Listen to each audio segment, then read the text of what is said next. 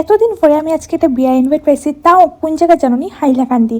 আমি মনে হয় আজকে অনেক বছর পরে হাইলাকান্দি যাইলাম। এমনি তো কইতে গেলে হাইলাকান্দির বিয়া খাইয়া খাইয়েই বড় হয়েছি, কেন কি আমার মার দিকের এত রিলেটিভস আছে হাইলাকান্দি। আমরা যে বিয়াতে গেছিলাম ওই বিয়াটা আসলে হইলো গধূলি লগ্নে, আর আমরা দুপুর দিকেই বাইরে গেছি, কেন কি যাইতে সন্ধ্যা হয়ে যাইব ওইটার দিকে। আর এখানে দেখো আমার বাবা এখানে জামাইরে ধরিয়া দাঁড়াই রয়েছে, আর আমার পিছে আমার কয়েকজন মামা দাঁড়াই রয়েছে, তারা আমি ভিডিও বানাইলাম দেখে এটা করা আসলো। আর এখানে আমার মামার তো বোন বারবি। আর তারপরে এখানে যেগুলো রিচুয়ালস আসলো ওইগুলো শেষ করতে না করতে মানে আমরা যাইয়ার সময় নষ্ট একদমই হয়েছে না, মানে 5 মিনিট আমরা বইছি না বিয়া শুরু হয়ে গেছে। আমরা তো দুপুরবেলা গেছিলাম, গিয়া ভালো মতো আমার লাগে যেমন আমি মানে রেডিও হয়েছি না নাকি, আমার চুল একদম মানে খারাপ হয়ে গেছে আর কি। তারপরে এখানে তো বিয়া শুরু হয়ে যায়।